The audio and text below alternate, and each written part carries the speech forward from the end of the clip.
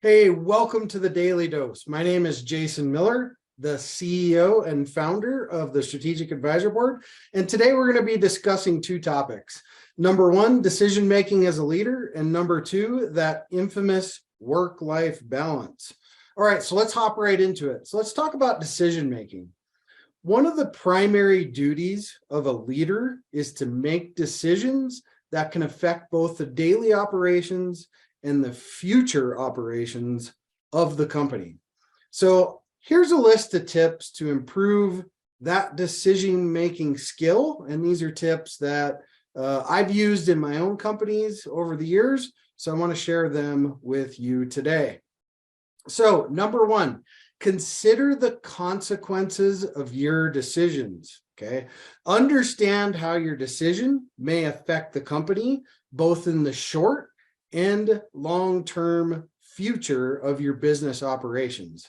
Number two, weigh the pros and cons of every decision that you make. Try to imagine what benefits the decision could have for the company. Choosing the option that offers the most benefit to the company can be easier if you can weigh the benefits against the possible downsides. Okay. Number three, listen to other people's opinions.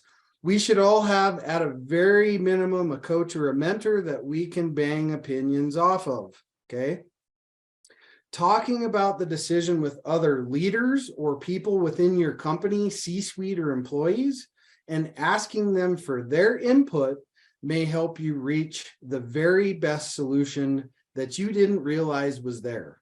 This exposes you to other perspectives that you may not have considered and allows you to take advantage of the diversity in thoughts among your entire team. It's important to pull your team in, let them have some input, okay? Which leads to number four, and that is understand that the best choice may not be the most popular choice, okay?